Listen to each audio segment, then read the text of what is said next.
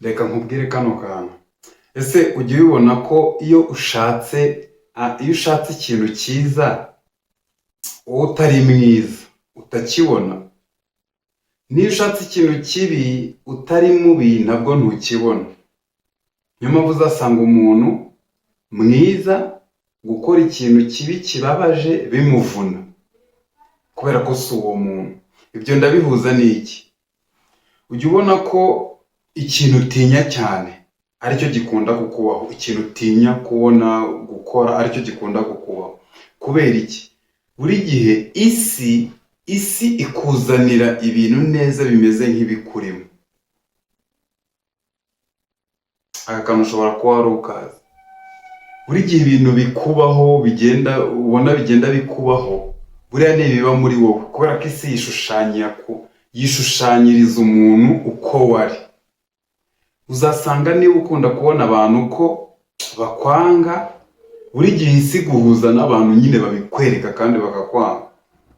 Iyo ukunze kuba uri wa muntu ugira amahoro, ukunda abantu, ubona ko abantu bose bamwishimira, bamukunda, isi nabwo iguhuza n'abo bantu. Isi igerageza kukwereka mu buryo wowe uri. So, titre y'uyu munsi iravuga ngo, cyangwa se inyigisho y'uyu munsi iravuga ngo, you don't attract what you want, you attract what you are. Ntabwo ukurura cyangwa se ntabwo ubona icyo ushaka, ahubwo ukurura cyangwa se ubona icyo uri cyo. Umviye inkuru gatoya, nayo mbijana irantangaza cyane. Umusore umwe yari rutwitsi, bamwe twita rutwitsi, babandi nyine babona amafaranga bakahita bayarya, bakazanamo abakobwa, akora biriya bintu byose bibi nashaka kuvuga muzi.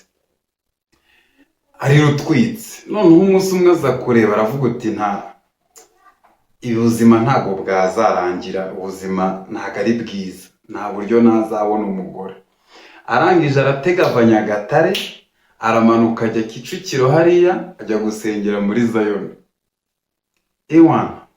Arasenga, inzoga arazireka, areka kunywa inzoga, areka gukora ibyo bintu byose bibi yakoraga cyangwa se imico mibi muzi. Arangije arabyihorera, agezeyo arasenga, akajya atega buri wikendi akajya gusenga. Rwose agezeyo rwose ashize agahe gatoya akubitana n'umukobwa, batangira guteretana gake gake. Uwo musore rwose batangira kwitanga mu mirimo y'Imana, arakora cyane, yemera no kubatizwa, arabatizwa, aba umukristo. Ubwo rero urumva nta kabuza, wabaye umukristo, umukobwa n'iki, ahita akora ubukwe.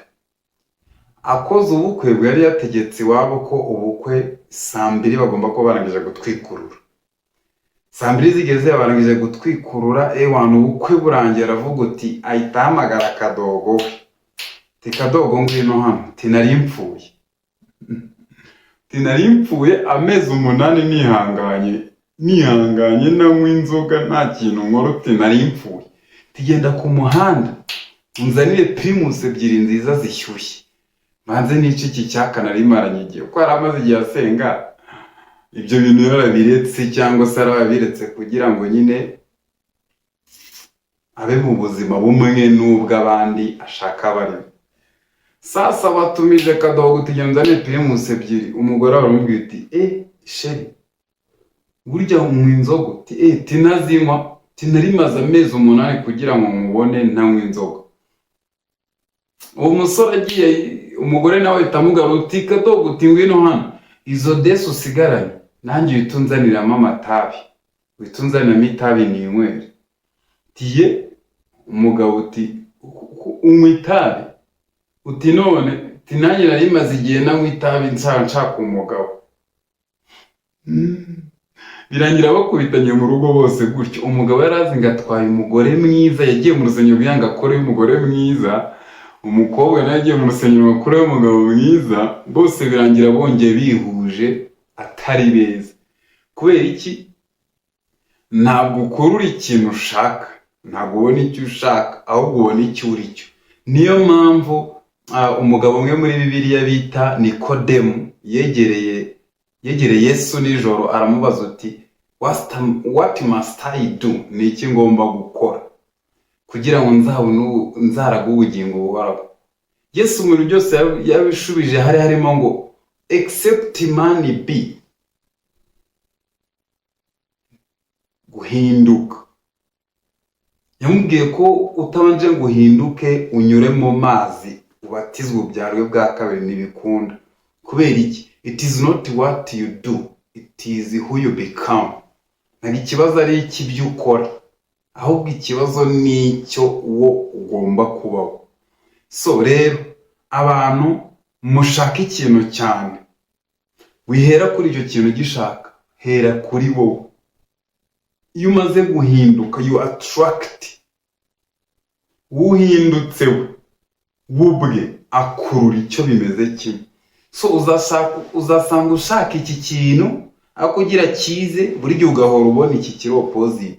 Kubera icyo kintu ushaka si wowe, ahubwo ikintu kikomeza cyugarukira ni wowe. Rero ugomba kubanza ugahinduka, warangiza ikintu ushaka kiza gikurikiye wowe wagize gute, wowe wahindutse. First become, second do, third have, cyangwa se have result. Urahinduka, uhindutse ni gutegeka ibyo ukora, hanyuma ibyo ukoze nakabuza result urazibona. Amategeko yapurikwa ahantu henshi.